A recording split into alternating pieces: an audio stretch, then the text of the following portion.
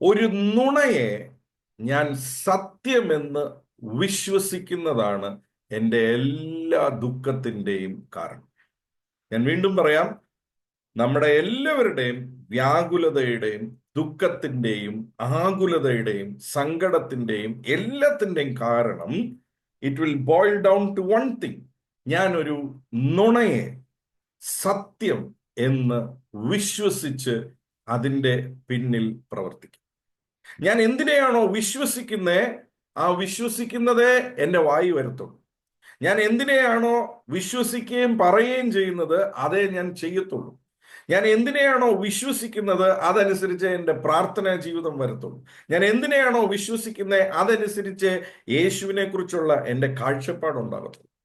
Now if it is a lie, അതൊരു നുണയാണെങ്കിൽ, അത് സത്യമല്ലാത്ത ഒരു കാര്യമാണ്. നമ്മൾ നുണയാണെന്ന് ചിന്തിച്ചല്ല അതിനെ വിശ്വസിക്കുന്നത്, നമ്മളത് സത്യമാണെന്ന് ചിന്തിച്ചാ വിശ്വസിക്കുന്നത്. നമ്മളത് സത്യമാണെന്ന് ചിന്തിക്കുന്നതുകൊണ്ടാ അതിന്റെ പുറകെ നമ്മുടെ എനർജി ഇടുന്നത്. പക്ഷെ പലപ്പോഴും നമ്മുടെ ഭാരങ്ങളുടെ എല്ലാം അടിസ്ഥാനം ഇരിക്കുന്നത് ഒരു അസത്യത്തെ, ഒരു നുണയെ നമ്മൾ എവിടെയോ സത്യം എന്ന് വിശ്വസിക്കുന്നു. പിശാചിനെ കുറിച്ച് യേശു സംബോധന ചെയ്തപ്പോൾ പറഞ്ഞ ഒരു സംബോധനയാണ്, അവൻ നുണയനും നുണയന്റെ പിതാവുമാണ്. He's a liar and he's the father of lies. നുണകളുടെ പിതാവ് എന്ന് വെച്ചാൽ നുണ അതിന്റെ മാനുഫാക്ചറിങ് യൂണിറ്റ് ആണ് പിശാച്.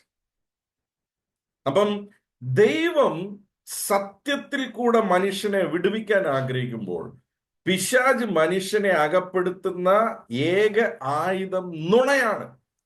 അതുകൊണ്ടാണ് ഒരു നുണയും സത്യവും തമ്മിൽ തിരിച്ചറിയാനുള്ള കൃപയും വിവേചനവുമാണ് ഒരു വ്യക്തിക്ക്, ഒരു ദൈവ പൈതലിന് പ്രത്യേകിച്ച് ഭൂമിയിൽ കിട്ടാവുന്ന ഏറ്റവും വലിയ വരം, ഭാഗ്യം. അതുണ്ടെങ്കിൽ നമുക്കത് വിവേചിക്കുവാനായിട്ട് സാധിക്കും. അതില്ലെങ്കിൽ നമുക്ക് ഒരിക്കലും വിവേചിക്കുവാനായിട്ട് സാധിക്കത്തില്ല. സോ വളരെ പെട്ടെന്ന് നിങ്ങളുടെ ശ്രദ്ധ ഞാൻ ഒരു സ്ഥലത്തേക്ക് കൊണ്ടുപോകാൻ ആഗ്രഹിക്കുക. 2 പേര് ഒരേ വീട്ടിലുള്ളവര്, ഒരാള് നുണ വിശ്വസിക്കുന്നു, ഒരാള് സത്യം വിശ്വസിക്കുന്നു. അപ്പൊ അങ്ങനെയാണെങ്കിൽ അതിന്റെ അർത്ഥം എന്താണ്? ഒരേ സ്ഥലത്തായിരിക്കും, ഒരേ വീട്ടിനകത്തായിരിക്കും, പക്ഷെ പലപ്പോഴും നമ്മൾ വിശ്വസിക്കുന്ന കാര്യങ്ങൾ വ്യത്യസ്തമായിരിക്കും. ഒരടുത്ത് നിൽക്കുന്ന ആളായിരിക്കും, പക്ഷെ നമ്മൾ വിശ്വസിക്കുന്നത് നുണയാണോ സത്യമാണോ എന്നുള്ള അടിസ്ഥാനത്തിൽ ജീവിതത്തിന്റെ അനുഭവങ്ങൾ മാറും, ജീവിതത്തിന്റെ റിസൾട്ട് മാറും. സന്തോഷമാണോ ദുഃഖമാണോ എന്നുള്ളതിനെ തീരുമാനിക്കുന്നത് ഈ പറഞ്ഞ അടിസ്ഥാനം. ഞാൻ എപ്പോൾ സത്യത്തിൽ വിശ്വസിക്കുന്നു, എനിക്കൊരിക്കലും ദുഃഖിക്കേണ്ട ആവശ്യം വരുന്നത്. നമ്മുടെ ജീവിതത്തിലെ ചില നിർണായക ഘട്ടങ്ങളിൽ ചില സാഹചര്യങ്ങൾ നമുക്ക് ഒരുപക്ഷെ ഒരു പ്രയാസം വന്നെന്നിരിക്കും, പക്ഷേ അതൊരിക്കലും ദുഃഖമായി മാറത്തില്ല. എപ്പോഴാണ്? സത്യത്തിലാണ് നമ്മുടെ അടിസ്ഥാനമെങ്കിൽ, സത്യത്തിലാണ് നമ്മുടെ വിശ്വാസമെങ്കിൽ. പക്ഷെ ഒരു പ്രയാസം, ഒരു ദുഃഖം അതങ്ങോട്ട് മാറുന്നേ ഇല്ല, ഏതു നേരവും അത് തന്നെയാണ്. അങ്ങനെയാണെങ്കിൽ അതിന്റെ അർത്ഥം ഞാൻ സത്യത്തെ അല്ല, ഒരു അസത്യത്തെ ഞാൻ വിശ്വസിക്കുന്നു. അതിനെ ഞാൻ പോറ്റി പുലർത്തുക, ഞാൻ അതിനെ സത്യത്തെക്കാൾ കൂടുതലായി വിശ്വസിക്കുക. അതുകൊണ്ട് അതെന്റെ ജീവിതത്തിൽ വ്യാകുലത കൊണ്ടുവരുന്നു, സന്തോഷമില്ലായ്മ കൊണ്ടുവരുന്നു, ആകുലത കൊണ്ടുവരുന്നു, ഭാരം കൊണ്ടുവരുന്നു. ഫോർ എ മൊമെന്റ് നടക്കുന്നതിനെ കുറിച്ചല്ല ഞാൻ ഈ പറയുന്നത്. പക്ഷെ അത് ജീവിതത്തിൽ എപ്പോഴും ഇതൊരു ഭാഗമാകുമ്പോൾ, when you are not able to come out, you need to understand that something is radically wrong. You are believing in a lie instead of the truth. So, വേദപുസ്തകത്തിൽ പല വ്യക്തികളെ കുറിച്ച് എഴുതിയിരിക്കുന്നതിന്റെ കാര്യം നമ്മുടെ ജീവിതത്തിൽ, അവരുടെ ജീവിതത്തിൽ നിന്ന് പഠിക്കാനായിട്ടാണ്. അതിനകത്തെ നല്ല മാതൃക നമ്മുടെ ജീവിതത്തിൽ പകർത്താനും അതിനകത്ത് തെറ്റായ മാതൃക നമ്മൾ ഉപേക്ഷിക്കാനുമായിട്ടാണ്. തെറ്റായിട്ടുള്ള കാര്യം നമ്മുടെ ജീവിതത്തിൽ വരാതെ നമ്മൾ സൂക്ഷിക്കണം, നല്ല മാതൃക നമ്മുടെ ജീവിതത്തിൽ പകരണം. അതിനാണ് വേദപുസ്തകത്തിൽ ചില സംഭവങ്ങൾ എഴുതിയിരിക്കുന്നത്, വ്യക്തികളുടെ ജീവചരിത്രം എഴുതിയിരിക്കുന്നത്, വ്യക്തികളെ കുറിച്ച് എഴുതിയിരിക്കുന്നത്. സോ ഞാൻ ഇപ്പം നമ്മൾ പോകാൻ പോകുന്ന ഒരു വീട്ടിലേക്കാണ്. വീട്ടിൽ 2 സഹോദരിമാരുണ്ട്. നമുക്ക് അവരുടെ അടുത്തേക്ക് പോകാം. നിങ്ങൾക്ക് എല്ലാവർക്കും അറിയാവുന്ന വീടാണ്, ലാസറിന്റെ വീടാണ്. ലൂക്കോസ് എഴുതിയ സുവിശേഷം അതിന്റെ 10-ാം അധ്യായം അതിന്റെ 40, 41, 42 വാക്യങ്ങൾ ആദ്യം വായിക്കാം.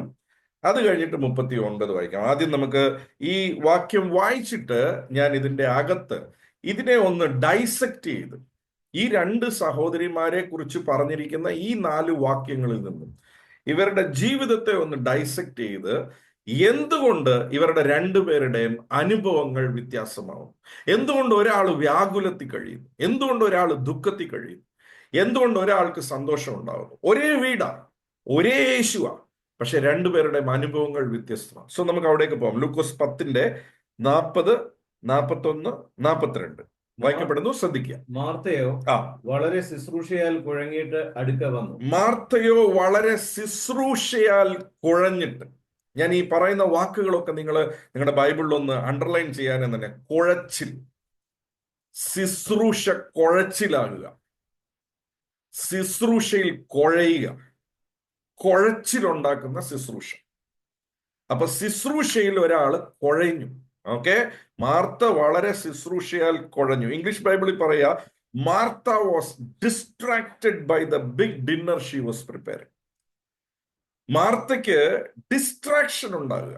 പിശാചിന്റെ ഏറ്റവും വലിയ അടവാണ് ഡിസ്ട്രാക്ഷൻ. ഓക്കെ, സോ നമുക്ക് ആ അടുത്ത വാക്യം വായിക്കാം. 41, 42 വായിക്കാം. കർത്താവ് അവളോട്, മാർത്തയെ മാർത്തയെ മാർത്തയെ മാർത്തയെ. ഈ ഒരു പേര് 2 പ്രാവശ്യം വിളിക്കണമെങ്കിൽ അതിന്റെ അർത്ഥം എന്നാന്ന് വെച്ചാൽ വളരെ ഇമ്പോർട്ടന്റ് ആയിട്ടുള്ള ഒരു കമ്മ്യൂണിക്കേഷനാണ് ഈ പറയാൻ പോകുന്നത്.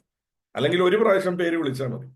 വളരെ ഇമ്പോർട്ടന്റ് ആയിട്ടുള്ള ഒരു സന്ദേശമാണ് യേശു ഇപ്പൊ കൊടുക്കാൻ പോകുന്നത്. അതുകൊണ്ടാണ് മാർത്തേ മാർത്തേ 2 പ്രാവശ്യം വിളിച്ചിട്ട് സന്ദേശം പറയുക. വായിച്ചേ. നീ പലതിനെ ചൊല്ലി വിചാരപ്പെട്ടും. നീ പലതിനെ ചൊല്ലി വിചാരപ്പെടുക. അപ്പം നോക്കിക്കേ, 40-ാമത്തെ വാക്യത്തിൽ മാർത്ത ശുശ്രൂഷയെ ചൊല്ലി കുഴയുക എന്നാ പറയുന്നത്.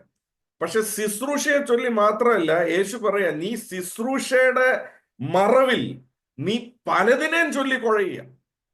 നീ ശുശ്രൂഷയാണെന്നൊക്കെയാ നീ പറയുന്നേ, പക്ഷെ ശുശ്രൂഷയുടെ മറവില് നീ പലതിനെയും ചൊല്ലി കുഴയുക മാർത്തെ. യേശു പറയാ, മാർത്തെ മാർത്തെ നീ പലതിനെയും ചൊല്ലി. വായിച്ചേ. നീ പലതിനെ ചൊല്ലി വിചാരപ്പെടുക. അപ്പം വിചാരപ്പെടുന്ന എന്നാണെന്ന് കാണാവുന്ന ഒരുവനാ ഈ നിൽക്കുന്നത്. യേശുവിന് നമ്മുടെ വിചാരങ്ങൾ കാണാം. നമ്മുടെ വായിന്ന് പറയുന്ന ശുശ്രൂഷയാണെന്നൊക്കെ ആണെങ്കിലും, മാർത്ത പറഞ്ഞത് ശുശ്രൂഷയാണെങ്കിലും, അപ്പൊ ശുശ്രൂഷ തന്നെ ആകണമെന്ന് നിർബന്ധമില്ല. ഒരുപക്ഷെ നമ്മുടെ ജോലിയെ സംബന്ധിച്ചായിരിക്കും, കുടുംബജീവിതത്തെ സംബന്ധിച്ചായിരിക്കും, നമ്മുടെ കരിയറിനെ സംബന്ധിച്ചായിരിക്കും, നമ്മുടെ ജീവിതത്തിലുള്ള ഏതെങ്കിലും ഒരു മേഖലയിലുള്ള കാര്യത്തെ സംബന്ധിച്ചായിരിക്കും, എന്തെങ്കിലും ആയിക്കോട്ടെ, ശുശ്രൂഷ ഉൾപ്പെടെയുള്ള സകല കാര്യങ്ങളുമാണ് ഞാൻ പറയുന്നത്. അപ്പം അവിടെ വചനം പറയാ, നീ പലതിനെയും ചൊല്ലി വിചാരപ്പെട്ടു മനം കലങ്ങിയിരിക്കുക. മാർത്തയുടെ ഈ റെസ്റ്റ്ലെസ്നെസിന്റെ കാര്യം എന്താണെന്ന് ചോദിച്ചാൽ, നീ പലതിനെയും ചൊല്ലി എങ്ങനെയാ ചൊല്ലുന്നേ? വാഗുണ്ട്. ഇത് ഇങ്ങനെയായ, അത് അങ്ങനെയായ, ഇത് ശരിയായില്ലെങ്കിൽ അത് ശരിയായില്ലെങ്കിൽ, ഇത് നടന്നില്ലെങ്കിൽ അത് നടന്നാലോ, ചൊല്ലി ഇന്റേണൽ ടോക്ക് പറഞ്ഞു നിന്റെ മനസ്സ് കലങ്ങിയിരിക്കുക മാർത്ത. ഇന്നെ ശ്രദ്ധിക്കുന്ന കുറെ മാർത്തമാരുണ്ട്. നിങ്ങളോടാ യേശു സംസാരിക്കുന്നത്. നിന്റെ മനസ്സ് കലങ്ങുന്നത് എപ്പോഴാ? നീ പലതിനെ ചൊല്ലി. ഏത് പലതാ? യേശുവിന് പ്രിയമില്ലാത്തതാണ്. നിന്നെ സംബന്ധിച്ച് അതാ ഏറ്റവും ഇമ്പോർട്ടന്റ്. നീ പറയുന്ന ശുശ്രൂഷയാണെന്നാ. ശുശ്രൂഷയെ ചൊല്ലി നീ പലതിനെ ചൊല്ലി, നീ ശുശ്രൂഷയാണെന്നുള്ള പേരിൽ നീ അങ്ങ് വ്യാകുലപ്പെടുക. ആർക്കാ ശുശ്രൂഷ? യേശുവിനാ ശുശ്രൂഷ. പക്ഷെ ശുശ്രൂഷ ലഭിക്കേണ്ട ആള് പറയുക, നീ പലതിനെ ചൊല്ലി. നീ വെറും ശുശ്രൂഷയല്ല, നിന്റെ നീ ചിന്തിക്കുന്ന ശുശ്രൂഷയാണെന്ന്, പക്ഷെ ശുശ്രൂഷയെ ചൊല്ലി ഒന്നും അല്ല. നീ ശുശ്രൂഷയുടെ മറവിൽ നീ പലതിനെ ചൊല്ലി വിചാരപ്പെടുക. എന്നിട്ട് നിന്റെ മനം കുഴഞ്ഞിരിക്കുക. ഇംഗ്ലീഷ് ബൈബിളിൽ പറയാ, you are worried and upset about many things. You are worried and you are upset about many things. ഹൃദയം നിന്റെ കലങ്ങിയിരിക്കുക, കുഴഞ്ഞു കിടക്കുക നിന്റെ ഹൃദയം. നോ 42 വായിക്കപ്പെടുന്നു. ശ്രദ്ധിക്കുക. എന്നാൽ അല്പമേ വേണ്ടൂ അല്ല അല്പം എന്ന് പറഞ്ഞിട്ട് യേശു പറയാ, അല്പം എന്ന് വെച്ചാ അല്പം വേണ്ട, ഒറ്റ കാര്യം മതി. യേശു അവിടെ എന്തായിരിക്കണം ഫോക്കസ് എന്നുള്ളത് കൊണ്ടുവരിക. യേശുവോട് നമ്മുടെ ജീവിതത്തിൽ നമ്മൾ കുഴയുന്ന ഭാരപ്പെടുന്നതിന്റെ കാരണം എന്താണെന്ന് വെച്ചാൽ നമ്മുടെ ഫോക്കസ് എവിടെയായിരിക്കണോ ആ ഫോക്കസിൽ നിന്ന് നമ്മളെ ഡിസ്ട്രാക്ട് ചെയ്യുന്നതാണ് പിശാചിന്റെ ഏറ്റവും വലിയ അടവ്. ഏതിലായിരിക്കണോ നമ്മുടെ ശ്രദ്ധ നമ്മൾ അതിൽ നിന്ന് മാറ്റും. മാർത്തയെ സംബന്ധിച്ച് മാർത്ത ചിന്തിക്കുന്ന യേശുവിന് ഏറ്റവും വലിയ കാര്യമാണ് ചെയ്യുന്നതെന്ന, അതാണ് നമ്മുടെ ജീവിതത്തിൽ പറ്റുന്ന ഏറ്റവും വലിയ പരാജയം. നമ്മളുടെ പല ചിന്താഗതികളും യേശുവിന് ഏറ്റവും പ്രസാദപ്പെട്ടതും യേശുവിന് ഏറ്റവും പ്രിയമുള്ളതുമാണ് നമ്മൾ ചിന്തിക്കുന്നതെന്നാണ് നമ്മൾ ചിന്തിക്കുന്നത്. പക്ഷേ യേശുവിന് യഥാർത്ഥത്തിൽ പ്രിയമുള്ളത് ഏതാണെന്നുള്ളത് നമ്മൾ ചിന്തിക്കുന്നതല്ല, സത്യം എന്താണെന്നുള്ളത് തിരിച്ചറിയണം. നോ, എങ്ങനെ സത്യം തിരിച്ചറിയാൻ സാധിക്കും? അവിടെ യേശു പറയാ, അല്പം അല്ലല്ല, അല്പവും വേണ്ട. യേശു പറയാ ഒരേ ഒരു കാര്യം ചെയ്താൽ മതി. യേശു പറയാ, വായിച്ചേ, മറിയ നല്ല അംശം തെരഞ്ഞെടുത്തിരിക്കുന്നു, നല്ല അംശം തെരഞ്ഞെടുത്തിരിക്കുന്നു. വായിച്ചേ, അതാരും അവളോട് അപഹരിക്കുകയുമില്ല. അപ്പം നല്ല അംശം തെരഞ്ഞെടുത്താലേ തെരഞ്ഞെടുക്കപ്പെടത്തുള്ളൂ. നമ്മുടെ ജീവിതത്തിൽ നമ്മൾ പഠിക്കേണ്ട ഒരു പാഠമാണ്. നല്ല അംശം ഞാൻ തെരഞ്ഞെടുക്കണം. നോട്ട്സ് എഴുതുന്നവരെ ഓർത്ത് ഞാൻ അപ്പായെ സ്തുതിക്കുന്നു. പക്ഷെ ഇത് നോട്ട്സ് എഴുതിയിട്ട് പോരാ, ഇത് ജീവിതത്തിൽ പ്രായോഗികമാക്കണം. നല്ല അംശം എന്ന് പറയുന്നത് എന്റെ തെരഞ്ഞെടുപ്പാ. നല്ല അംശം അവിടെ ഇരിക്കും. ഒരു സോപ്പ്, അത് അതുകൊണ്ട് കുളിച്ചാൽ ശരീരം നല്ല ഫ്രഷ് ആകും, അഴുക്കെല്ലാം പോവും. പക്ഷെ സോപ്പ് ഞാൻ എടുത്ത് എന്റെ ശരീരത്തിൽ ഉപയോഗിക്കാത്തിടത്തോളം കാലം എന്റെ ശരീരത്തിലെ അഴുക്ക് പോകത്തില്ല എന്ന് പറഞ്ഞതുപോലെ തന്നെ ദൈവവചനം ഞാൻ ഉപയോഗിക്കാത്തിടത്തോളം കാലം. അപ്പം നല്ലത് ദൈവം തന്നിട്ടുണ്ട്. ഇതുവഴി ഇതിൽ നടക്കാം, ഇതാണ് നല്ലത്. ജീവനും മരണവും ഞാൻ നിന്റെ മുന്നിൽ വെക്കുന്നു, നീ ജീവൻ തെരഞ്ഞെടുക്ക്. അപ്പന്റെ ആഗ്രഹം നമ്മൾ തെരഞ്ഞെടുക്കണം. ഏറ്റവും നല്ലത് ഏതാ? ജീവൻ, നല്ല വഴി, നല്ലത് തെരഞ്ഞെടുക്ക്. അപ്പൊ നല്ലത് എപ്പോഴും തെരഞ്ഞെടുപ്പാണ്. നല്ലത് തെരഞ്ഞെടുപ്പാ. ഞാൻ വീണ്ടും പറയാം, നമ്മുടെ ജീവിതത്തിൽ നമ്മൾ എപ്പോഴും പറയുന്നതാ, ഞങ്ങളുടെ ജീവിതത്തിൽ നല്ലതൊന്നും നടക്കുന്നില്ല. നല്ലത് തെരഞ്ഞെടുക്കണം.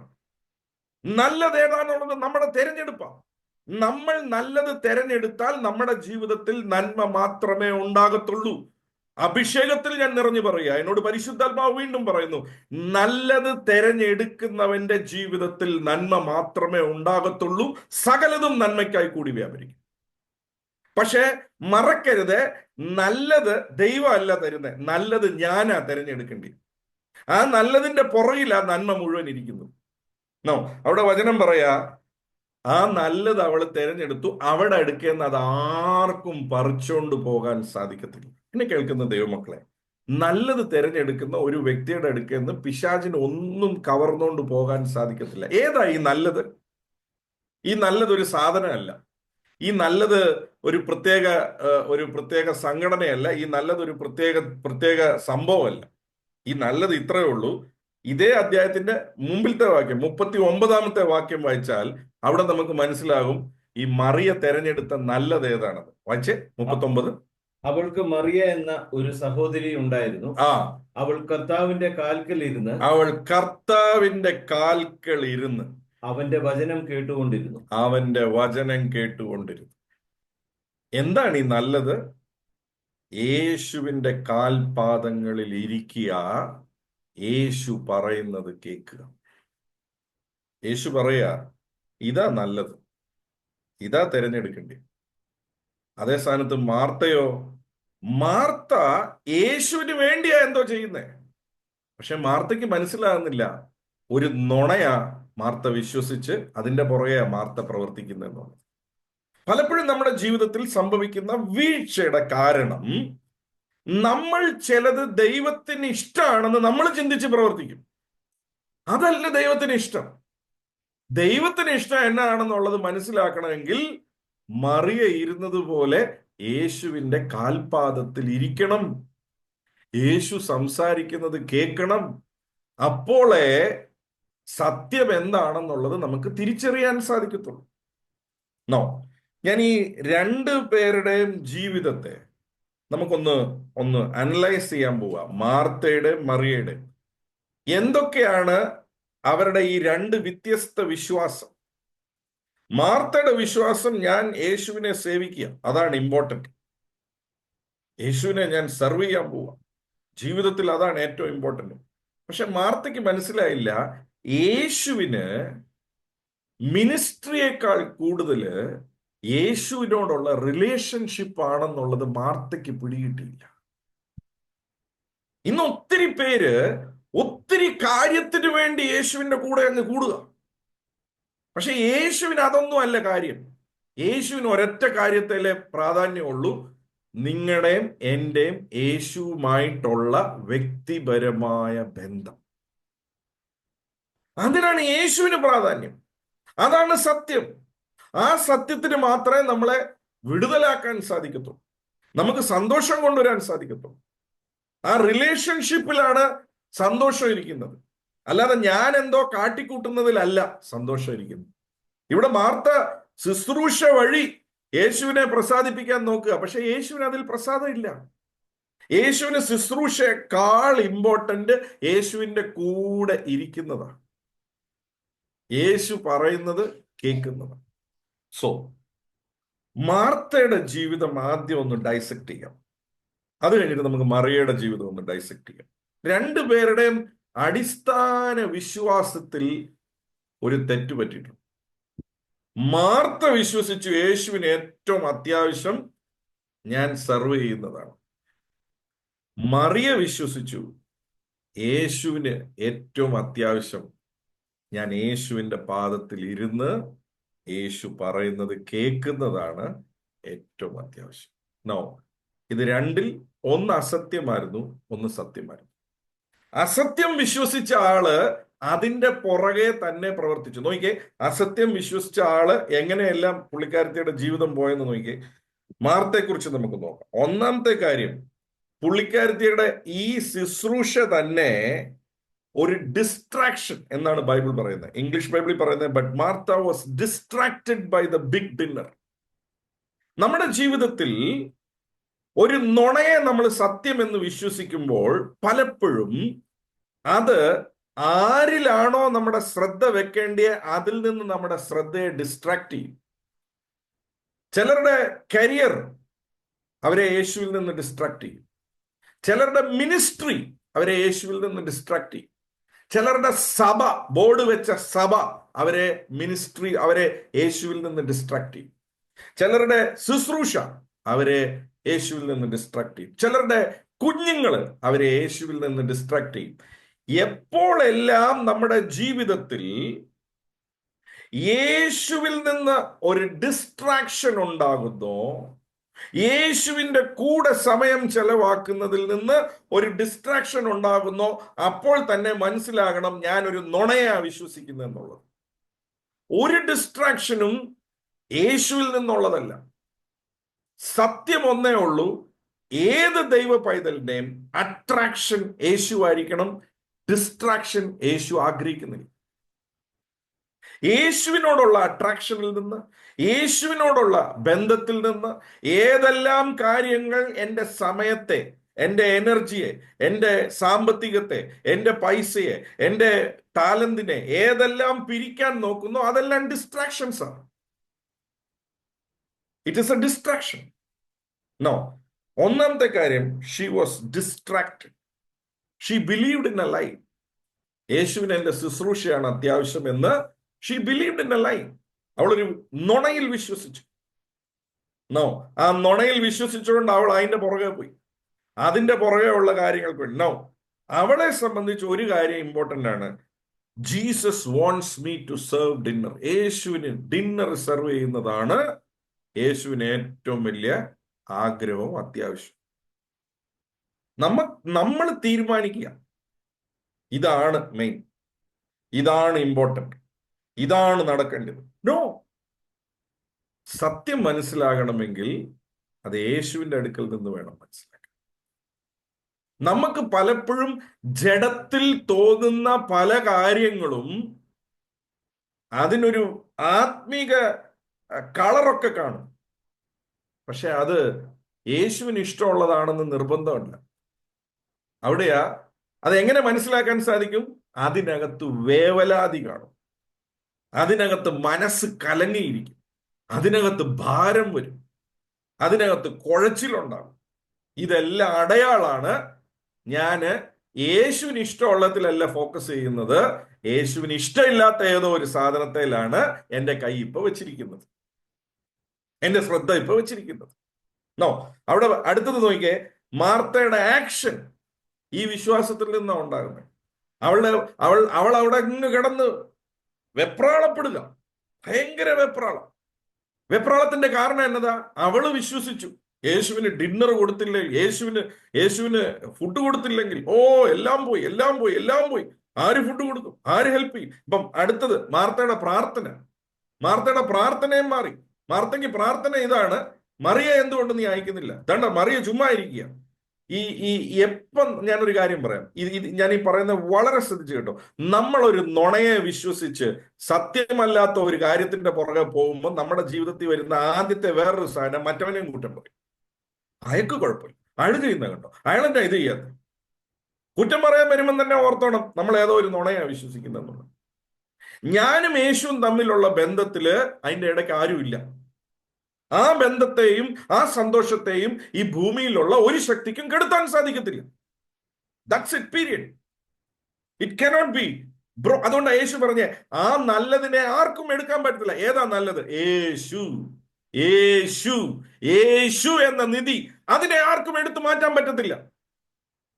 യേശുവിന് പ്രിപ്പയർ ചെയ്യുന്ന ഡിന്നർ അല്ല നിധി, യേശുവിന് ചെയ്യുന്ന ശുശ്രൂഷയല്ല നിധി, യേശു എന്ന നിധി. യേശു പറഞ്ഞു, മറിയയുടെ അടുക്കെന്ന് അത് ആർക്കും എടുത്തു മാറ്റാൻ സാധിക്കത്തില്ല. പക്ഷെ യേശു എന്ന നിധി മാർത്തയ്ക്ക് മനസ്സിലായില്ല. യേശു എന്ന നിധി മറിയയ്ക്ക് മനസ്സിലായി. യേശു എന്ന നിധി മാർത്തയ്ക്ക് മനസ്സിലാകാത്തോണ്ടാണ് നിധിയെ വിട്ടിട്ട് നിധിക്ക് വേണ്ടിയാണെന്ന് പറഞ്ഞ് പലതിന്റെ പുറകെ ഓടുന്നത്. ഈ മാതാപിതാക്കന്മാര് ഈ കാലഘട്ടങ്ങളില് രണ്ടുപേരും രാവിലെ തൊട്ട് രാത്രി വരെ ഭയങ്കര ഓട്ടമാണ്. ആ ഓട്ടത്തോട് ഓട്ടം. ഒരാള് ഇവിടെ ജോലി ചെയ്യുന്നു, ഒരാൾ അവിടെ ജോലി ചെയ്യുന്നു, ഒരാൾ രണ്ടാമത്തെ ജോലി ചെയ്യുന്നു, ഒരാൾ ബിസിനസ് ചെയ്യുന്നു, ഇവിടെ എക്സ്ട്രാ ഇൻകം കിട്ടാനായിട്ട് വേറൊരിടത്ത് രാത്രി പോയി ജോലി ചെയ്യുന്നു. എല്ലാം എന്തിനാണെന്ന് ചോദിച്ചേ അവര് പറയും, ഞങ്ങളുടെ മക്കൾക്ക് വേണ്ടിയാ. പക്ഷെ ഈ മക്കൾ ഈ മാതാപിതാക്കന്മാരെ കാണാറേ ഇല്ല.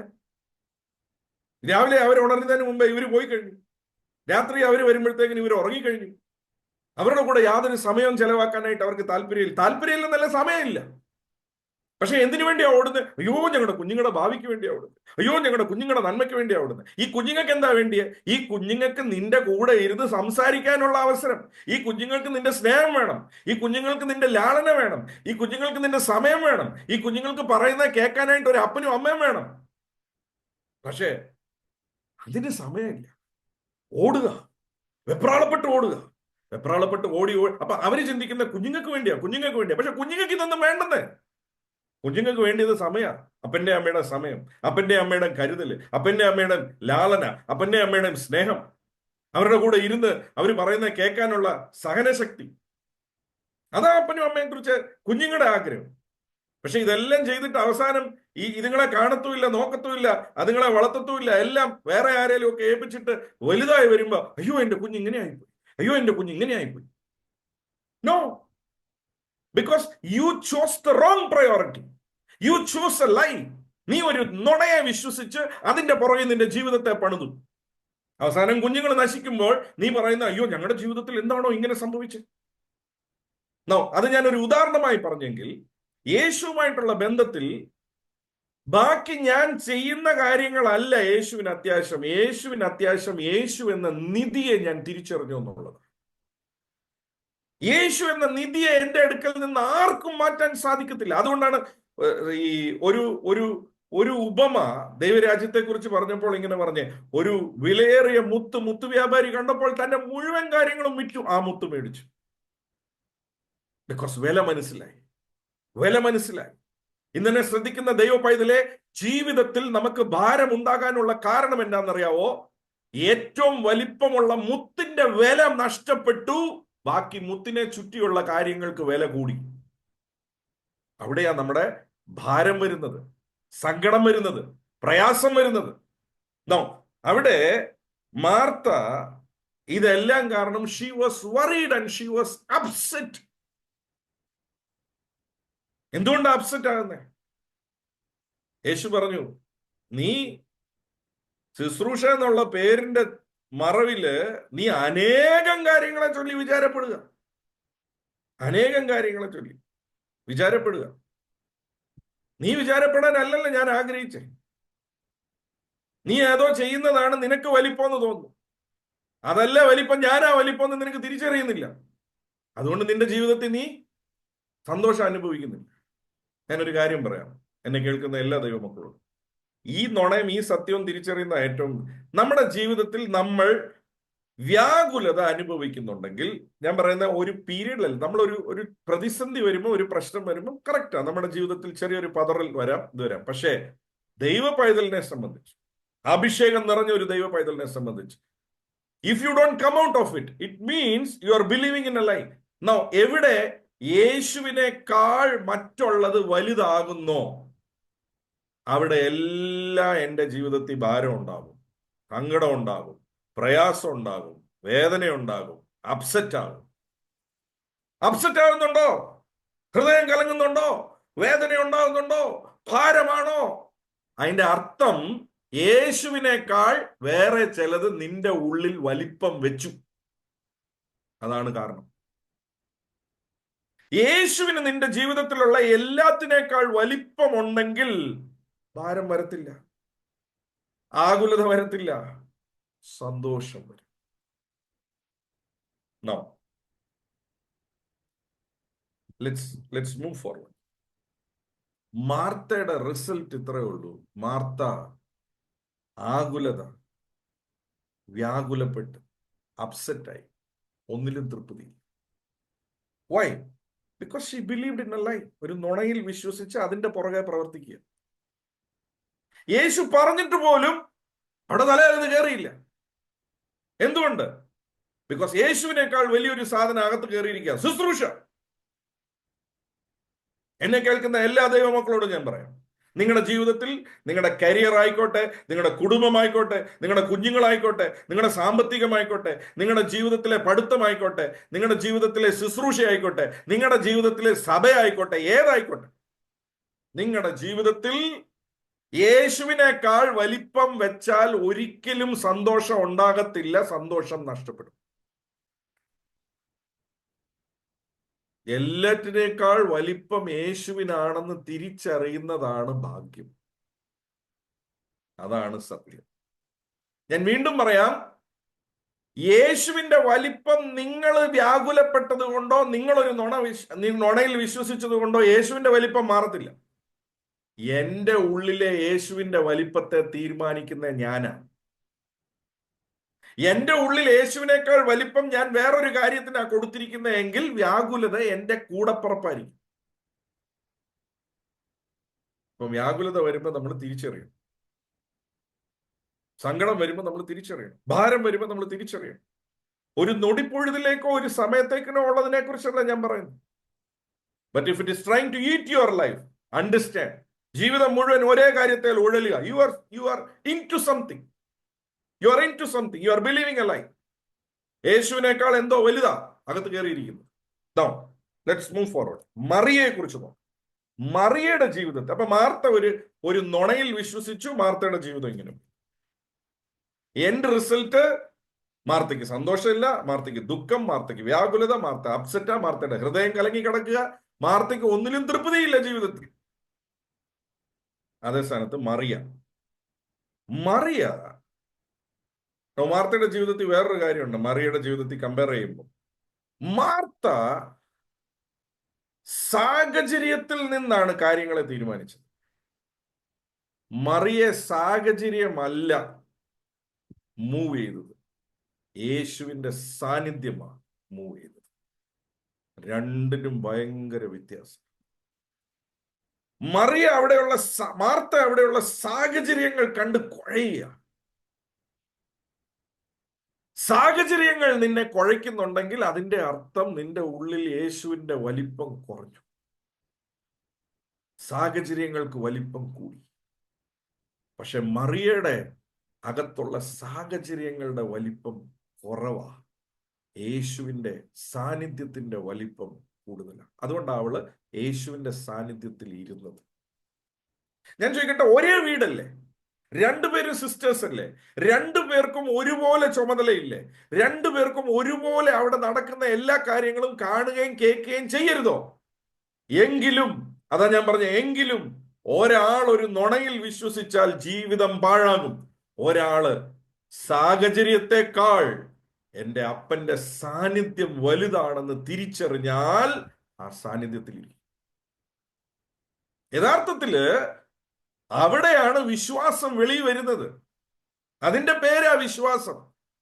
അല്ലാതെ വിശ്വാസം ഒരു പൊറോട്ട സാധനം അല്ല. വിശ്വാസം എന്ന് പറയുന്നത് അവിടെയാ വെളി വരുന്നത്. Whether you believe in the truth and if the truth is bigger in you than the lie. യേശു എന്ന സത്യം, യേശു എന്ന സത്യം എല്ലാറ്റിനേക്കാൾ വലുതാണോ ഇല്ലയോ? അതിനെ നിർണയിക്കുന്നത് സാഹചര്യമാണ്. സാഹചര്യം എല്ലാം ഹങ്കി ഡോറിയായിരിക്കുമ്പോൾ ഹല്ലേലൂയ, തോത്രം തോത്രം, പ്രൈസ് ലോർഡ്, ഡാൻസ്, പാട്ട്, കൂത്ത് ഒക്കെ ശരിയാ. അതൊന്നും അല്ല വിശ്വാസം. സാഹചര്യം പ്രതികൂലമായിരിക്കുമ്പോൾ, ഒരേ സാഹചര്യ, ഒരേ വീടാ, രണ്ടുപേരും സിസ്റ്റേഴ്സാ, രണ്ടുപേർക്കും ഒരേ ചുമതലയാ. പക്ഷെ ഒരാള് സാഹചര്യത്തെക്കാൾ, സാഹചര്യത്തിന്റെ ആ വെല്ലുവിളികളെക്കാൾ അവൾ യേശു എന്ന നിധിയും യേശു എന്ന നിധിയുടെ സാന്നിധ്യത്തിനും വില കൊടുത്തു. അവിടെയാ നമ്മുടെ ജീവിതത്തിൽ മാറ്റം സംഭവിക്കുന്നത്. മറിയെ നമുക്കൊന്ന് ഡൈസെക്ട് ചെയ്യാം. ആദ്യത്തെ കാര്യം, മറിയയുടെ ജീവിതത്തില് 39 വാക്യം നമുക്ക് ഒന്നുകൂടെ വായിക്കാം. അണ്ടർലൈൻ ചെയ്യേണ്ടവർക്ക് അണ്ടർലൈൻ ചെയ്യാം. 39 വാക്യം വായിക്കപ്പെടുന്നു, ശ്രദ്ധിക്കുക. അവൾക്ക് മറിയ എന്നൊരു സഹോദരി ഉണ്ടായിരുന്നു. അവൾ കർത്താവിന്റെ കാൽക്കൽ ഇരുന്ന് ഇരുന്നു എന്നുള്ള വാക്ക് അണ്ടർലൈൻ ചെയ്തു. ഇരുന്നു ഒരു മിനിറ്റ്, ഇരുന്നു എന്നുള്ളത് അണ്ടർലൈൻ ചെയ്യണം. ഇരിക്കുക എന്ന് പറഞ്ഞാൽ അതിന്റെ അർത്ഥം എന്താണെന്നറിയാവോ? സറണ്ടർ ചെയ്യുക എന്നർത്ഥം. എപ്പോഴാ ഒരാൾ ഇരിക്കുന്നതെന്നറിയാവോ? പണി തീർന്നു, ഇനി ഞാനല്ല പണിയുന്നത്. അതുകൊണ്ടാണ് ദൈവസന്നിധിയിൽ ഇരിക്കുക എന്ന് പറഞ്ഞാൽ അതിന്റെ പേര് സറണ്ടർ. അതുകൊണ്ടാണ് ദൈവവചനം പറയുന്നത്, യഹോവയ്ക്ക് വേണ്ടി കാത്ത് ഇരിക്കുന്നവർ, യഹോവയ്ക്ക് വേണ്ടി ഇരിക്കുന്നവർ അവര് പുതുബലം പ്രാപിച്ച് കഴുകുകളെ പോലെ ചിറകുകൾ അടിച്ച് പറക്കും. ഇരിക്കുക എന്ന് പറഞ്ഞാൽ സറണ്ടർ ചെയ്യുക, സമർപ്പിക്കുക. മാർത്ത സറണ്ടർ ചെയ്തില്ല. മാർത്ത കടന്ന് വെപ്രാളപ്പെടുക. വെപ്രാളത്തിന് വല്ല മാറ്റമുണ്ടോ? ഒരു മാറ്റവും ഇല്ല. ഒരേ വീട്, നിങ്ങൾ ശ്രദ്ധിക്കണം, ഒരേ വീട്, രണ്ടുപേരും ഒരേ സാഹചര്യത്തിലാണ്. അതുകൊണ്ടാണ് ഞാൻ പറഞ്ഞേ, ഒരേ സാഹചര്യമായിരിക്കും, ഒരേ സ്ഥലമായിരിക്കും, പക്ഷെ നിന്റെ സമാധാനത്തെയും നിന്റെ സന്തോഷത്തെയും തീരുമാനിക്കുന്നത് നിന്റെ തെരഞ്ഞെടുപ്പ്. It is you who will make the difference. Now, അവിടെ വചനം പറയാ, she sat at the feet. ഇരിക്കുക. അപ്പം മറിയിൽ നിന്ന് നമ്മൾ പഠിക്കേണ്ട കാര്യം ഇരിക്കുക, സറണ്ടർ ചെയ്യുക. ഇരിക്കുക എന്ന് വെച്ചാൽ സറണ്ടർ ചെയ്യുക. ഞാൻ ഓടിയിട്ടൊന്നും നടക്കത്തില്ല, ഞാൻ വെപ്രാളപ്പെട്ടിട്ടൊന്നും നടക്കത്തില്ല. പക്ഷെ എനിക്ക് വെപ്രാളപ്പെടേണ്ട ആവശ്യമില്ല. ഞാൻ ഇരിക്കുന്നതാ എൻ്റെ അപ്പന് ഇഷ്ടം. ഇരിക്കുന്നതാ എൻ്റെ അപ്പന് ഇഷ്ടം. എൻ്റെ അപ്പന്റെ കൂടെ ഇരിക്കുന്നതാ എൻ്റെ അപ്പന് ഇഷ്ടം. രണ്ടാമത്തെ കാര്യം, അവൾ യേശുവിന്റെ പാദപ്പടിയിൽ ഇരുന്നു. അവൾ കർത്താവിന്റെ കാൽക്കൽ ഇരുന്ന് അവന്റെ വചനം കേട്ട് പറഞ്ഞേ, വചനം കേട്ട്. ലിസണിങ്. മറിയയുടെ പ്രാർത്ഥനയ്ക്കൊരു വ്യത്യാസമുണ്ട്. മറിയയുടെ യേശുവുമായിട്ടുള്ള ബന്ധത്തിനൊരു വ്യത്യാസമുണ്ട്. മറിയ യേശുവിനെ കേൾപ്പിക്കുകയല്ലായിരുന്നു, മറിയ യേശുവിൽ നിന്ന് കേൾക്കുകയായിരുന്നു. സറണ്ടർ ചെയ്യുന്ന ഒരാൾക്ക് യേശുവിൽ നിന്ന് കേൾക്കാം. അത് എത്ര പേർക്ക് മനസ്സിലായെന്ന് എനിക്കറിയാം. നിങ്ങളൊന്ന് സറണ്ടർ ചെയ്ത് നോക്കിയ യേശുവിന്റെ സന്നിധിയിൽ യേശു നിങ്ങളോട് സംസാരിക്കും. അപ്പാ, സാഹചര്യം എങ്ങനെയാ, എനിക്കെന്താ ചെയ്യേണ്ടതെന്ന് അറിയത്തില്ല, ഞാനിതാ നിന്റെ സന്നിധിയിൽ ഇരിക്കുക എന്ന് പറഞ്ഞു നോക്കിയേ, യേശു സംസാരിക്കും. നിങ്ങളൊന്നും പറയണ്ട. മാർത്തയുടെ രീതിയിലുള്ള പ്രാർത്ഥനയാ പ്രാർത്ഥിച്ച്, കുറ്റം പറഞ്ഞാ പ്രാർത്ഥിക്കും. പക്ഷെ മറിയക്ക് പ്രാർത്ഥന വിഷയമൊന്നുമില്ല. മറിയ യേശുവിന്റെ സന്നിധിയിൽ സറണ്ടർ ചെയ്തപ്പോൾ യേശുവ സംസാരിക്കും. അവൾ കേട്ടു, അവൾ സറണ്ടർ ചെയ്തു, അവൾ യേശു പറയുന്നത് കേട്ടു. ആ, മൂന്നാമത്തെ കാര്യം വചനം ഇങ്ങനെയാ പറയുന്നത്. ഈ 42-ാമത്തെ വാക്യത്തിൽ ഇങ്ങനെ യേശു പറയാ, ഒന്ന് മാത്രം മതി, ഒരെണ്ണം മാത്രം മതി. ഏതിനാണോ പ്രാധാന്യം അത് അവള് കണ്ടെത്തി. ഞാൻ ഈ പറയുന്നത് വളരെ വളരെ വളരെ ശ്രദ്ധിച്ച് കേൾക്കുക. ഞാൻ പ്രാർത്ഥിക്കുക ഇത് നിങ്ങളുടെ ഹൃദയത്തിന്റെ ആഴത്തിൽ പോകട്ടെ. ഒത്തിരി കാര്യങ്ങളെ ചൊല്ലി വിചാരപ്പെടേണ്ട, ഒന്ന് മാത്രം മതി, യേശുവുമായിട്ടുള്ള റിലേഷൻഷിപ്പ്. യേശുവുമായിട്ടുള്ള നിങ്ങളുടെ റിലേഷൻഷിപ്പും യേശുവിന്റെ കൂടെ ഇരിക്കുന്നതും യേശു പറയുന്നത് കേൾക്കുന്നതും ജീവിതത്തിൽ ഉണ്ടെങ്കിൽ, ഞാനൊരു കാര്യം പറയാം, ബാക്കി നിങ്ങൾ ഒന്നത്തേലും ഫോക്കസ് ചെയ്തില്ലെങ്കിലും നിങ്ങളുടെ ജീവിതം മനോഹരമായിരിക്കും. ഞാൻ വേണേൽ എഴുതി ഒപ്പിട്ട് തരാം. ബാക്കി എന്തിൽ സമയം ചെലവാക്കുന്നതിനേക്കാൾ യേശുവുമായുള്ള ബന്ധത്തിൽ, വ്യക്തിപരമായി ഉള്ള ബന്ധത്തിൽ ഞാൻ സറണ്ടർ ചെയ്യാപ്പ, ഞാൻ സറണ്ടർ ചെയ്യാപ്പ. എന്നെ കൊണ്ടൊന്നും പറ്റത്തില്ല. നിങ്ങളൊന്ന് പറഞ്ഞു നോക്കിക്കേ, നിങ്ങളോട് അവൻ സംസാരിക്കും, നിങ്ങളോട് അവൻ സംസാരിക്കും. തോമസുട്ടി ബ്രദർ ഇത് പ്രസംഗിക്കുന്നത് എവിടെയോ പോയിന്റ് എടുത്ത് പ്രസംഗിക്കല്ല, ജീവിതത്തിന്റെ അനുഭവത്തിൽ നിന്നാണ് പ്രസംഗിക്കുന്നത്. എല്ലാം പ്രതികൂലമാണെങ്കിലും യേശുവിന്റെ സന്നിധിയിൽ ഇരിക്കണമെങ്കിൽ ആദ്യത്തെ കാര്യം, സാഹചര്യത്തെക്കാൾ യേശുവിന് എൻ്റെ ഉള്ളിൽ വലിപ്പം ഉണ്ടേലേ എനിക്ക് ഇരിക്കാൻ പറ്റും. അങ്ങനെ യേശുവിന് നിങ്ങളുടെ ജീവിതത്തിൽ വലിപ്പം ഉണ്ടെങ്കിൽ ഒരു സാഹചര്യവും നിങ്ങളെ വാഴത്തില്ല. നിങ്ങളുടെ ഉള്ളിലുള്ള യേശു സാഹചര്യങ്ങളെ വാഴും. ഒന്ന് മാത്രം മതി. എന്നിട്ട് യേശു പറയാ, അവൾ അത് തെരഞ്ഞെടുത്തു. 42-ാമത്തെ വാക്യത്തിൽ അവൾ അത് തെരഞ്ഞെടുത്തു. ഇപ്പം മറിയ ചെയ്ത 4 കാര്യങ്ങൾ, അതിനകത്ത് ആദ്യം പുള്ളിക്കാരത്തി ഒരു തീരുമാനം എടുത്തു. മാർത്തയെ ഡിസ്ട്രാക്ട് ചെയ്യുന്ന ഒരു കാര്യത്തേലും പുള്ളിക്കാരത്തി കയറി കൈവച്ച് പിടിച്ചില്ല. ഒരു ഡിസ്ട്രാക്ഷനും തന്നെ ഡിസ്ട്രാക്ട് ചെയ്തില്ല. തന്റെ ശ്രദ്ധ യേശു മാത്രം. അതുകൊണ്ടാണ് വചനം പറയുന്നത്, സകല ഭാരവും മുറുകെ പറ്റുന്ന പാപവും വിട്ട് വിശ്വാസത്തിന്റെ നായകനും പൂർത്തി വരുത്തുന്നവനുമായ യേശുവിലേക്ക് നോക്കുക. ആ ഓട്ടം അങ്ങോട്ട് നോക്കിക്കൂടെ. അപ്പം ചിലതിനെ വിട്ടാലേ, ഇപ്പൊ ഈ മറിയുടെ കാര്യത്തിൽ വളരെ ക്ലിയറാ, ആ വീട്ടിലെ ഒരു ഡിസ്ട്രാക്ഷനും പുള്ളിക്കാരത്തെ അഫക്ട് ചെയ്തു. പുള്ളിക്കാരത്തിയുടെ ശ്രദ്ധ യേശു. എനിക്ക് കിട്ടിയ നിധിയാ, എനിക്ക് കിട്ടിയ നിധിയാ യേശു. അതേ വീട്ടിലാ മാർത്ത, അതേ സാഹചര്യത്തിലാ മാർത്ത. പക്ഷെ മാർത്തയെ സാഹചര്യം കിടന്നു സാഹചര്യം അകത്ത് കയറിയിരിക്കുന്നു. സാഹചര്യം വലിയ സൈസിൽ അങ്ങ് അകത്ത് കയറിയിരിക്കുന്നു. യേശു ചെറുതായിപ്പോയി.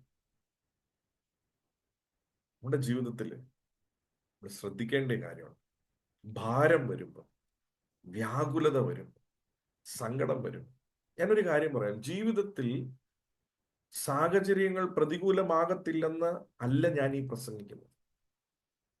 സാഹചര്യങ്ങൾ പല രീതിയിലും കുഴഞ്ഞു മറിയാനുള്ള സാധ്യതകളുണ്ട്.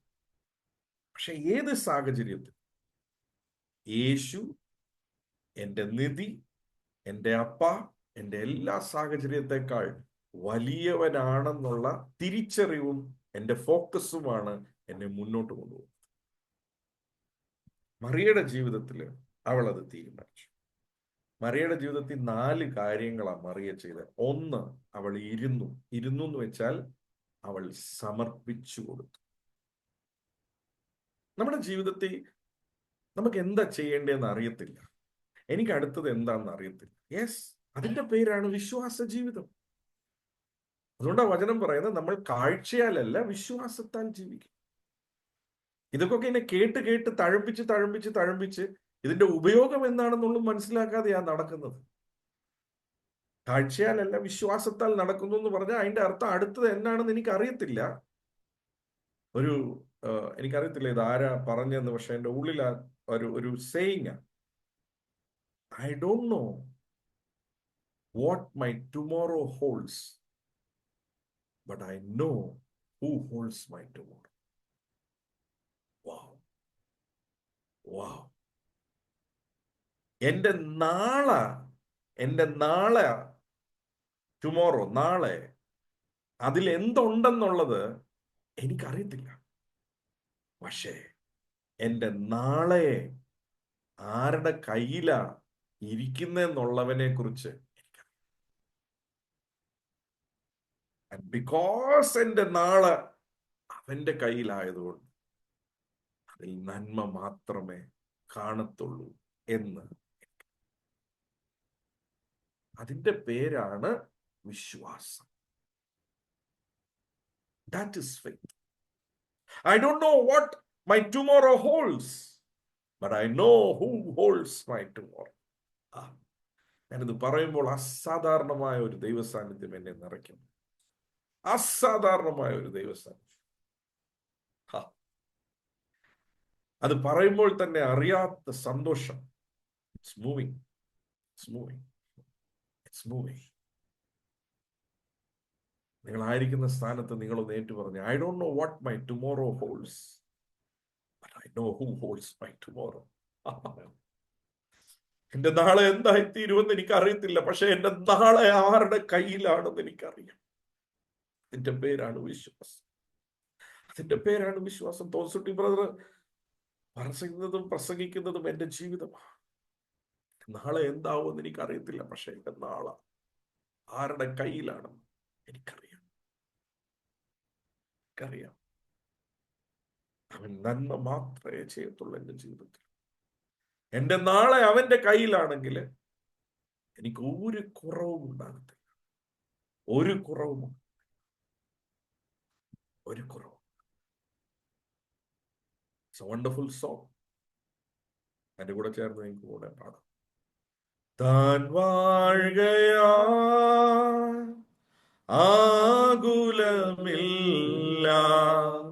നാളെ എന്ന്, ഭീതിയില്ല ഭാവിയെല്ലാം തൻ കയ്യിലെന്നോ എത്ര ധന്യമേ ലോക ജീവിതം.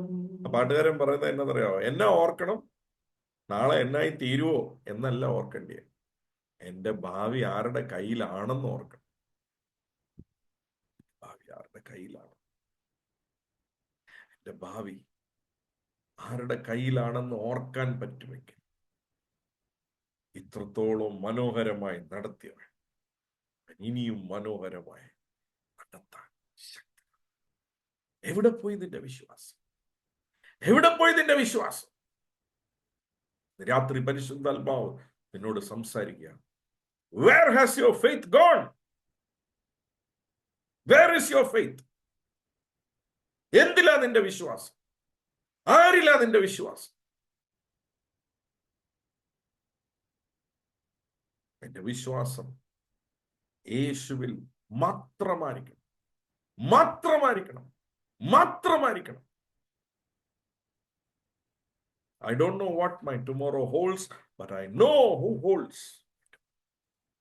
Now, മറിയയുടെ ജീവിതത്തിനും മാർത്തയുടെ ജീവിതത്തിനും, മറിയ വിശ്വസിച്ചത് മറിയയുടെ ജീവിതത്തിൽ പ്രവൃത്തിയായി, മാർത്ത വിശ്വസിച്ചത് മാർത്തയുടെ ജീവിതത്തിൽ പ്രവൃത്തിയായി. രണ്ടുപേരുടെ അനുഭവങ്ങൾ വ്യത്യസ്തം. ഒരേ യേശു, ഒരേ സാഹചര്യം, ഒരേ വീട്, ഒരേ സ്ഥാനം. രണ്ടുപേരും സഹോദരിമാരാണ്. ഒരേ വീടാ, ഒരേ സാഹചര്യ, ഒരേ പ്രശ്നം, ഒരേ യേശുവാ. പക്ഷെ രണ്ടുപേരുടെ അനുഭവങ്ങൾ വളരെ വ്യത്യസ്തം.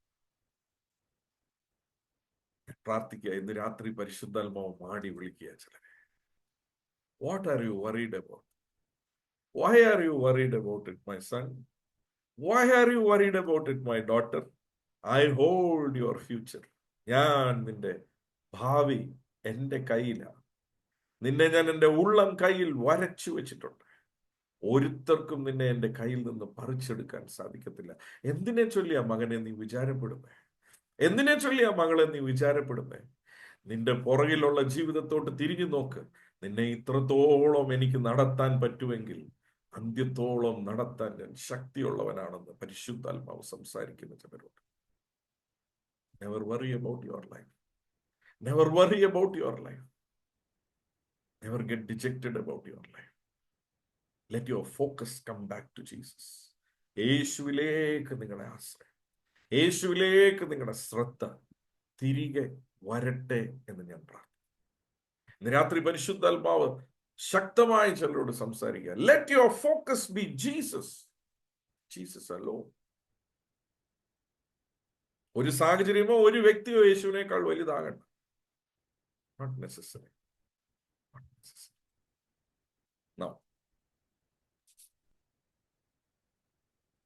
ഈ രണ്ടു പേരുടെ കാര്യം നമ്മൾ ഇന്ന് നോക്കി. യേശു പറഞ്ഞു, യോഹന്നാൻ 8:31 വാക്യത്തിൽ, യോഹന്നാൻ 8:31, നമ്മൾ സത്യത്തെ പിടിച്ചാൽ സത്യമേ നമ്മളെ സ്വന്തം. 8:31 ഇങ്ങനെ പറഞ്ഞു. യോഹന്നാൻ 8:31 വായിക്കപ്പെടുന്നു, ശ്രദ്ധിക്കുക.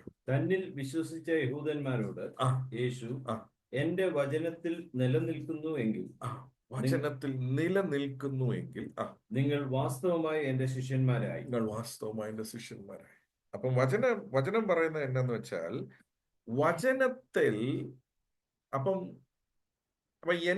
മാർത്തയ്ക്ക് ഒരു ഇമോഷൻ ഉണ്ടായിരുന്നു. മാർത്ത തന്റെ ഇമോഷനിലാ പ്രവർത്തിച്ചത്. ഇമോഷനെ പ്രവർത്തിക്കുക. വചനം എന്നോട് എന്ത് പറയുന്നു? എനിക്ക് എന്റെ ഇമോഷൻ എതിരായി തന്നെ ഇരിക്കട്ടെ. എന്റെ ഇമോഷൻ എനിക്ക് ഒരു 100 സംശയങ്ങൾ പറഞ്ഞോട്ടെന്നേ. പക്ഷെ എപ്പോഴാണ് നമ്മൾ സത്യത്തിലേക്ക് നടക്കുന്നതെന്നറിയാമോ? ദൈവം പറഞ്ഞ വാക്കിൽ എൻ്റെ വിശ്വാസം അർപ്പിച്ച് ഞാൻ മുന്നോട്ട് സ്റ്റെപ്പ് വെക്കും. അതുകൊണ്ടാണ് വചനം പറയുന്നത്, 32 പറയുന്നത്, അങ്ങനെ ഞാൻ പറഞ്ഞത് നിങ്ങൾ വിശ്വസിച്ച് നിങ്ങൾ പ്രവർത്തിക്കുന്നവരാണെങ്കിൽ. നന്നായിട്ട് ശ്രദ്ധിക്കണം.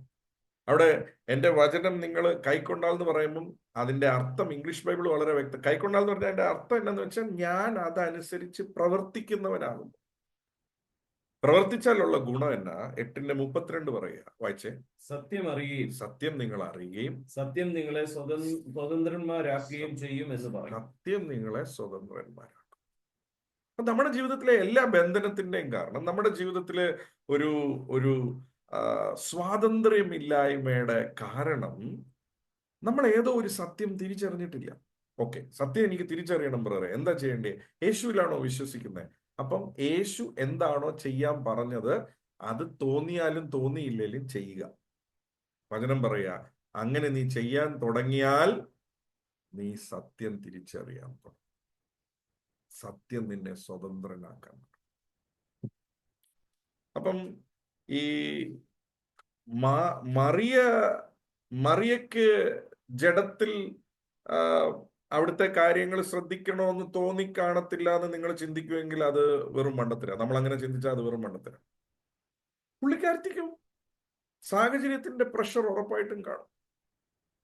പുള്ളിക്കാരത്തിയുടെ വീടല്ലേ, പുള്ളിക്കാരത്തി സിസ്റ്റർ അല്ലേ, പുള്ളിക്കാരത്തിയുടെ വീട്ടിലല്ലേ യേശു വന്നിരിക്കുന്നത്, ബാക്കിയുള്ളവരെല്ലാം വന്നിരിക്കുകയല്ലേ, പ്രഷർ പുള്ളിക്കാരത്തിക്കും കാണും. പക്ഷേ അതിൻ്റെ എല്ലാം ഇടയ്ക്ക് യേശുവിന് എന്താണോ ഇഷ്ടം അതാണ് എൻ്റെ സ്വത്ത്, അതാണ് എൻ്റെ സ്വത്ത്. അപ്പം അതുകൊണ്ടാണ് വചനം പറയുന്നത്, യാക്കോബ് 1:22 പറയുന്നത്, നിങ്ങൾ വചനം കേൾക്കുന്നവരായി അല്ലാതെ. നമ്മൾ പല പ്രാവശ്യം വായിച്ചിട്ടുള്ള വചനമാണെങ്കിൽ ഞാൻ ഇന്നത് എടുത്ത് എന്നോട് പരിശുദ്ധാത്മാവ് അത് പറയാൻ പറഞ്ഞുകൊണ്ട് ഞാൻ വീണ്ടും പറയാം. യാക്കോബ് 1:22 വായിക്കപ്പെടുന്നു, ശ്രദ്ധിക്കുക. എങ്കിലും വചനം കേൾക്ക മാത്രം ചെയ്തുകൊണ്ട് തങ്ങളെ തന്നെ ചതിക്കാതെ അതിനെ ചെയ്യുന്നവരായി ഇരിപ്പി. അപ്പൊ ഇന്നിപ്പം വചനം കേട്ടു, നല്ല മെസ്സേജ് ആയിരുന്നു കേട്ടോ തോസുട്ടി ബ്രദർ, എന്നൊക്കെ പോയിന്റ്സാ പറഞ്ഞേ. എടി ആ പോയിന്റ്, 3ാമത്തെ പോയിന്റ് മിസ്സായി പോയി, അതെനിക്കൊന്ന് പറഞ്ഞു തരാമോ? ഒക്കെ നല്ലതാ, ഒക്കെ നല്ലതാ. പക്ഷെ ഈ പോയിന്റ് ജീവിതത്തിൽ പ്രായോഗികമാകാത്തിടത്തോളം കാലം ഇതുകൊണ്ട് ഒരു പ്രയോജനമില്ല. ഞാനൊരു രഹസ്യം പറയാം. 100 മെസ്സേജ് കേൾക്കുന്ന ഒരാളെക്കാൾ ഒരു മെസ്സേജ് കേട്ടിട്ട് അത് ജീവിതത്തിൽ പ്രവർത്തിക്കുന്നവൻ ഭാഗ്യവാൻ.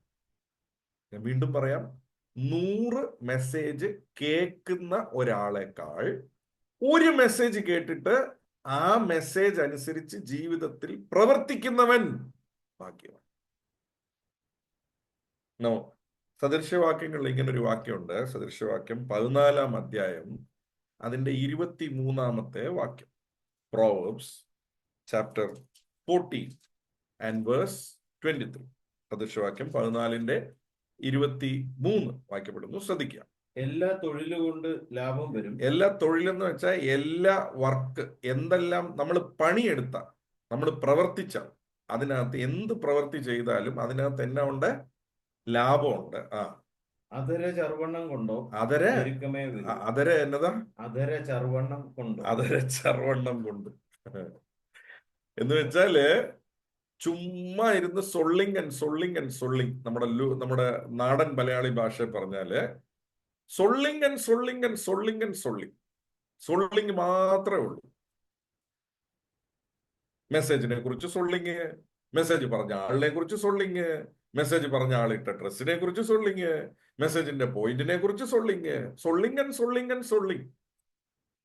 ഒരു പ്രയോജനമില്ല ജീവിതത്തിൽ.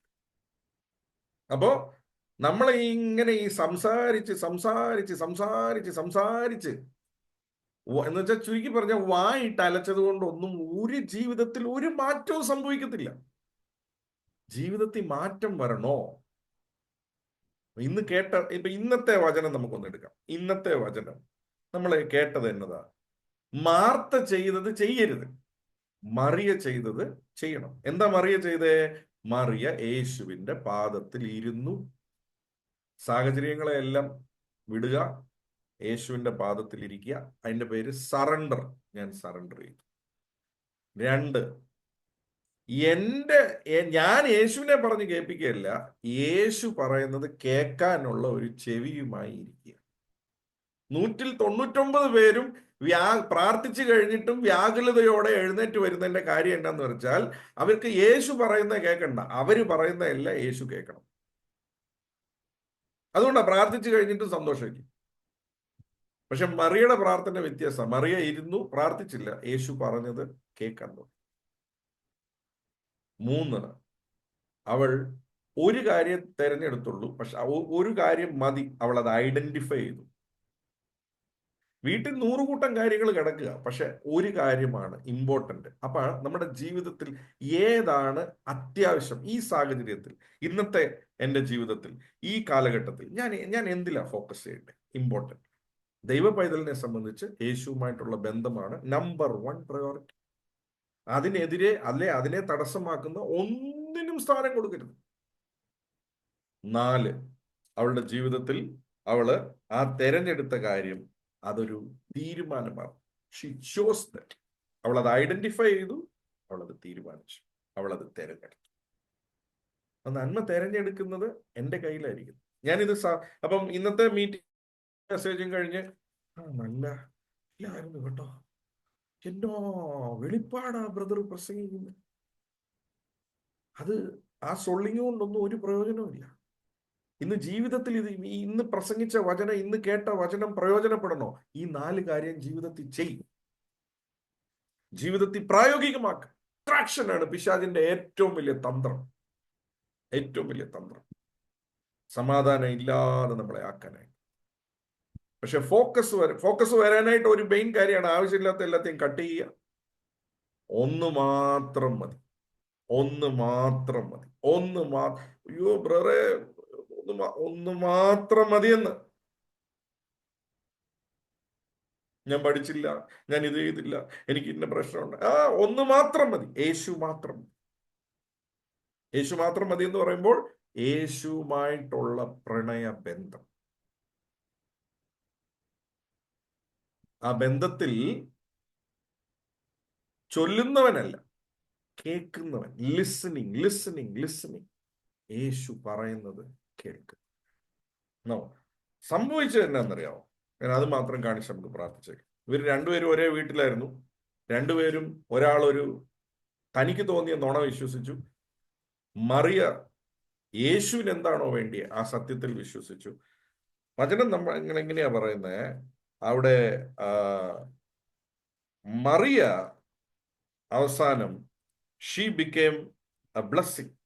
മറിയ അവസാനം ഷീ ബിക്കേം എ ബ്ലെസ്സിങ്. ഞാൻ നിങ്ങൾക്ക് ആ ഭാഗം വായിക്കാം. യോഹന്നാന്റെ സുവിശേഷം അതിന്റെ 12-ാം അധ്യായം അതിന്റെ 2-ാം വാക്യവും 3-ാം വാക്യവും നമുക്ക് വായിക്കാം. അവിടെ 2 പേരുടെയും കാര്യം പിന്നെയും അവിടെ രേഖപ്പെടുത്തിയിട്ടുണ്ട്. വായിക്കപ്പെടുന്നു, ശ്രദ്ധിക്കുക. യോഹന്നാൻ 12-ന്റെ 2-ഉം യോഹന്നാൻ 12-ന്റെ 3-ഉം. ഈ 2 വാക്യങ്ങൾ വായിക്കുമ്പോൾ നമുക്ക് തിരിച്ച് ഈ രംഗമെല്ലാം കഴിഞ്ഞതിന് ശേഷം പുറകെ ഉള്ള ഒരു കാര്യം കാണിക്കുക. വായിക്കപ്പെടുന്നു, ശ്രദ്ധിക്കുക. അവിടെ അവർ അവനൊരു അത്താഴം ഒരുക്കി. ഇപ്പൊ നോക്കിക്കോണം, അവിടെ അവർ ഒരു അത്താഴം ഒരുക്കി. മറ്റേ 10-ാമത്തെ അധ്യായത്തിൽ ലൂക്കോസിൽ നമ്മൾ വായിച്ചപ്പോ മാർത്ത അങ്ങ് ഒരുക്കുക. ഇപ്പൊ ആരൊക്കെയോ ഒരുക്കുക. ഇപ്പൊ ആദ്യത്തെ കാര്യം, മാർത്തയുടെ റോൾ ഇപ്പൊ കുറഞ്ഞു. മാർത്തയെ മാത്രമല്ല ഒരുക്കുന്ന, ആരൊക്കെയോ ഒരുക്കുക ഇപ്പൊ. എന്നിട്ട് മാർത്തയെ കുറിച്ച് അവിടെ പറഞ്ഞിരിക്കുക. വായിച്ചേ. മാർത്ത ശുശ്രൂഷ ചെയ്തു. അതേ സെയിം ശുശ്രൂഷ, അതേ ശാപ്പാട് കൊടുക്കുന്ന ശുശ്രൂഷ. ലാസറോ അവനോട് കൂടെ പന്തിയിൽ ഇരുന്നവരിൽ ഒരുവനായിരുന്നു. ഇനി 3-ാമത്തെ വാക്യം. അപ്പോൾ മറിയ വിലയേറിയ സ്വച്ഛജട മാംസി തൈലം ഒരു റാത്തലെടുത്ത് യേശുവിന്റെ കാലിൽ പൂശി തന്റെ തലമുടി കൊണ്ട് കാൽ തുവർത്തി. നോക്കിയേ, ഏറ്റവും വിലപ്പെട്ടത്, ഇംഗ്ലീഷ് ബൈബിൾ പറയാ വെരി കോസ്റ്റ്ലി. Very costly. ഇവിടെ മാർത്തയുടെ ശുശ്രൂഷ പറഞ്ഞ് മാർത്ത ശുശ്രൂഷിച്ചു എന്ന് പറഞ്ഞിട്ട് ആ ശുശ്രൂഷയെ കുറിച്ച് യേശു ഒരക്ഷരം പോലും മിണ്ടിയിട്ടില്ല. എന്നാൽ മറിയയുടെ ശുശ്രൂഷയെ കുറിച്ച് ആദ്യത്തെ കാര്യം, മറിയ ഏറ്റവും വിലപ്പെട്ടത് യേശുവിന് വേണ്ടി കൊടുത്തു. ഞാനൊരു കാര്യം പറയാം. നമ്മുടെ ശുശ്രൂഷയുടെ രീതി കണ്ടാൽ തന്നെ നമുക്കറിയാം നമ്മൾ ശുശ്രൂഷിക്കുന്ന ആളുടെ വില എന്താണെന്നുള്ളത്. ഒരു അഭിഷക്തനെ മാനിക്കുന്ന രീതിയിൽ അറിയാം ആ അഭിഷേകത്തെ നമ്മൾ എത്രമാത്രം മാനിക്കുന്നു എന്നുള്ളത്. നമ്മുടെ ശുശ്രൂഷയുടെ രീതിയിൽ നിന്നറിയാം നമ്മൾ യേശുവിനെ എത്രമാത്രം മാനിക്കുന്നു എന്നുള്ളത്. നമ്മുടെ യേശുവിന് എത്ര വിലയുണ്ട്, നമുക്ക് എത്ര വിലയുണ്ടെന്ന്. തൻ്റെ ജീവിതത്തിലെ ഏറ്റവും കോസ്റ്റ്ലി ആയിട്ടുള്ള, യഹൂദന്മാരുടെ രീതി അനുസരിച്ച് അവർക്ക് ഈ അവരുടെ വിവാഹത്തിന് വേണ്ടി ശേഖരിക്കുന്ന ഒരു കാര്യമാണെന്നാണ് ഞാൻ മനസ്സിലാക്കിയ ഈ വിലയേറിയ സ്വച്ഛ തൈലം. അത് ആ തൈലം അവർ സൂക്ഷിച്ച് അതാണ് ഒരു പെണ്ണിന്റെ വിവാഹത്തിന് കൊടുക്കുന്നതെന്നാണ് ഞാൻ കേട്ടിട്ടുള്ളത്. അപ്പൊ തൻ്റെ ഒരു പക്ഷേ സൂക്ഷിച്ചു വെച്ചിരിക്കുന്ന ഏറ്റവും വലിയ നിധിയായിരിക്കും ഈ നല്ല വാസനയുള്ള ഈ വിലയേറിയ ഈ തൈലം. പക്ഷെ താൻ അതെടുത്ത് അതിനേക്കാൾ വിലപ്പെട്ട തൻ്റെ നിധിയായ യേശുവിന്റെ കാൽപാദത്തിൽ അത് തേച്ചു. തൻ്റെ മുടി കൊണ്ടത് ഇരട്ടാൻ തുടങ്ങി. അതെല്ലാം ആ സ്ഥലം മുഴുവൻ അതിൻ്റെ ആ അരോമ ഫില്ല് ചെയ്യാൻ തുടങ്ങി. നോക്കിയേ, മാർത്ത അതേ സെയിം സ്ഥലത്ത് തന്നെ നിൽക്കുന്നു. മാർത്തയുടെ ശുശ്രൂഷയെ കുറിച്ച് യേശു ഒരു വാക്ക് പോലും മിണ്ടിയില്ല. പക്ഷേ മറിയ വെളിപ്പാടുള്ള ഒരു ശുശ്രൂഷ താൻ ചെയ്തു. എങ്ങനെ വെളിപ്പാടുണ്ടെന്ന് അറിയാം. യേശു പറയാ 7-ാമത്തെ വാക്യത്തിൽ ലൂക്കോസ് അതേ 12-ന്റെ 7 യേശു പറയാ. വായിച്ചേ. യേശുവോ അവളെ വിടുക, എന്റെ ശവസംസ്കാര ദിവസത്തിനായി അവൾ ഇത് സൂക്ഷിച്ചു എന്നിരിക്കട്ടെ. അവള് വെളിപ്പാടുള്ള ഒരു ശുശ്രൂഷ എന്ന് വെച്ചാൽ മാർത്തയുടെ ശുശ്രൂഷയെ കുറിച്ച് യേശു പറഞ്ഞില്ല അവള് നല്ല ശുശ്രൂഷ ചെയ്തെന്നോ അവള് ശുശ്രൂഷ ചെയ്യട്ടെന്നോ ഒന്നും പറഞ്ഞില്ല. Martha she just was A minister. She was just doing A ministry.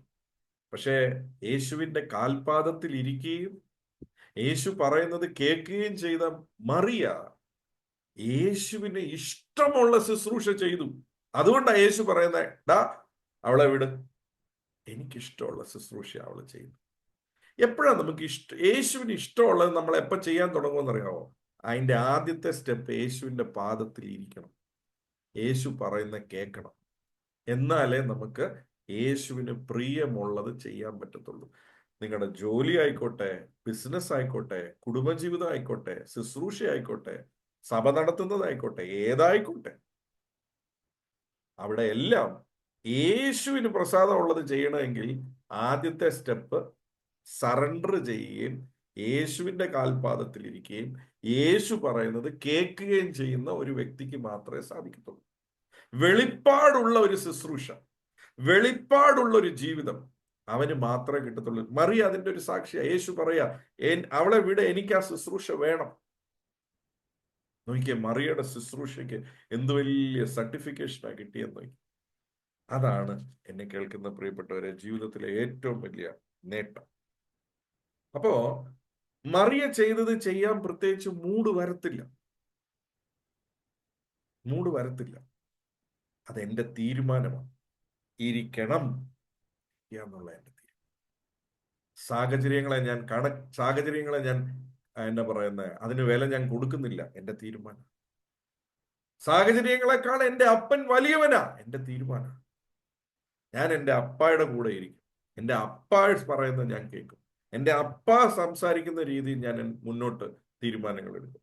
എപ്പോഴൊരു വ്യക്തി ആ ഒരു ലെവലിലേക്ക് വരുന്നോ, അവനെ ഒരിക്കലും ഭാരത്തിന് പിടിക്കാൻ പറ്റത്തില്ല, ആകുലതയ്ക്ക് പിടിക്കാൻ പറ്റത്തില്ല.